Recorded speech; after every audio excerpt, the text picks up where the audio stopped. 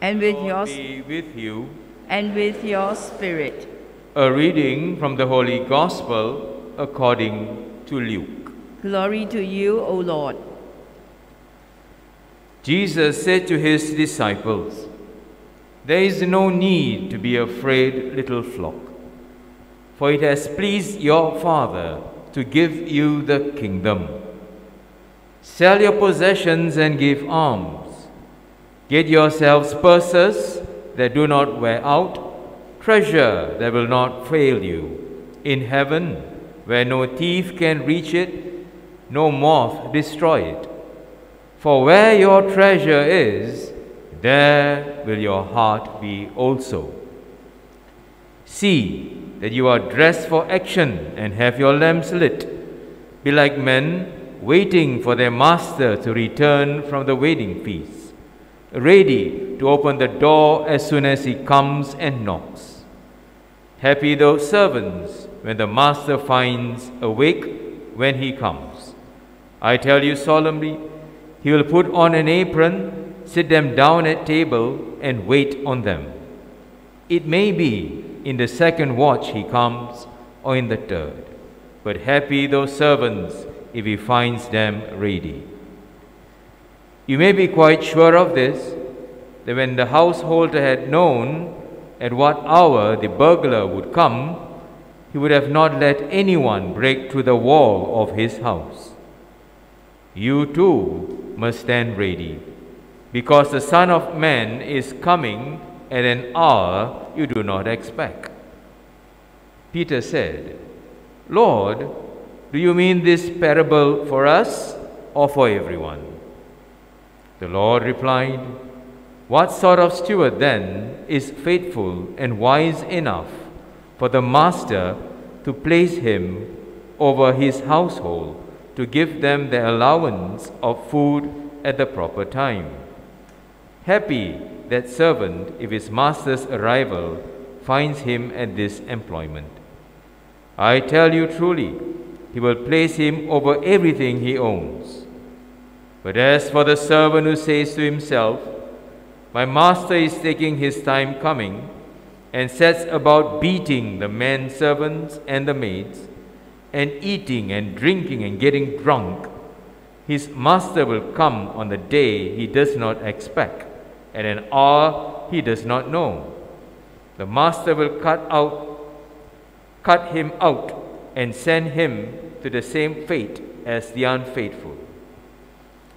The servant who knows what his master wants, but has not even started to carry out those wishes, will receive many lashes of the lash. The one who did not know, but deserves to be beaten for what he has done, will receive fewer strokes. When a man has had a great deal given him, a great deal will be demanded of him. When a man had a great deal given him on trust, even more will be expected of him."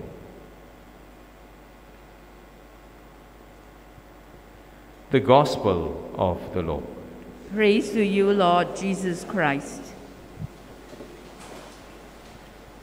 So, brothers and sisters, we just listened to a very long gospel.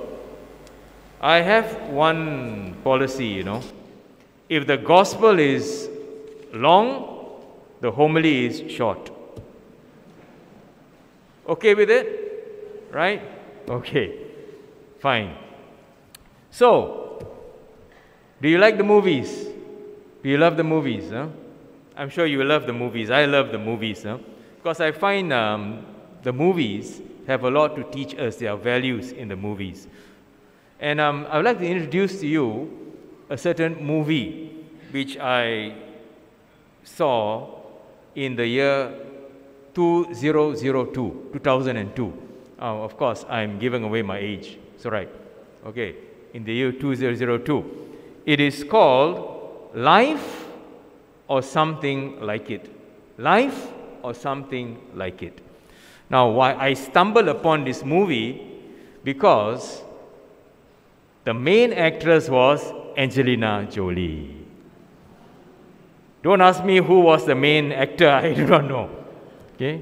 I'm only interested in Angelina Jolie, that's it. Okay. So, in this movie, Angelina Jolie, she plays an anchor woman, a newswoman, who interviews people, but she's interested in building her career.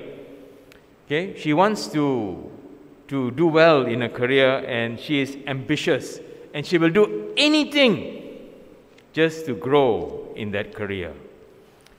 So, this whole movie is set in Seattle, that town in US, Seattle. So, in this movie, she interviews a man who is known as Prophet Jack. Now, Prophet Jack is one of those men we meet who seem to be a little off the rocks, right? And he places his stool in the center of that 5-foot way where everybody is crowding and going to work, and it's a rush hour, and he yells out prophecies. Prophecies like, today this highway will be jammed. Today that road will experience 3-car accident, something like that. So that is what he does. So now, being ambitious, Angelina Jolie would like to make a story out of him. It is a news moment where she can call him a fraud. So what happens? So she goes and meets Jack. Now, when she meets Jack, she asks Jack, can you give us something that will prove you are a true prophet? No? So Jack says, okay. Tomorrow, the Seattle Broncos will beat the visiting team 19-13. Now, they are a football team, no? Football team. So, of course, he said, are you sure, Jack? Are you sure? Because that will break our hearts, We are the home team. Prophets don't joke. He gets serious. Said, okay, Jack, can you give us another prophecy? Tomorrow, we will experience a hailstorm. Hailstorm. Are you sure, Jack? Do you want to tweak that frequency a bit? Because the weatherman says, tomorrow is fine weather. Okay, Jack. Anything else? And Jack looks at her and says, and on Thursday, you will die. Now, that's enough to put you on the suspense. On Thursday, you will die. What happens? The next day, the Seattle Broncos, they win the game 19-13. And in the morning, the next day, there is a hailstorm. Now, of course, she's scared out of her wits, right? So what happens next? You watch the movie. It's not about Angelina Jolie, okay? The point is this. The point is she has a wake-up call. She has a wake-up call. What's going to happen to her in the next few days? Will her ambitious character,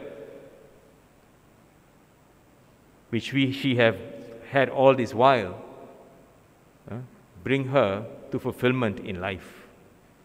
It's a wake-up call.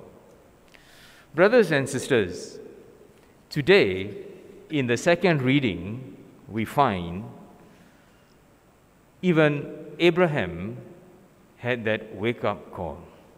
He was called by God to go to a distant land, a land which he did not know how to get to, but he trusted. For Abraham, we can summarize him, and Sarah, of course, as a man of faith, and he is, of course, the father of faith. Now, what was his treasure? His treasure was his faith.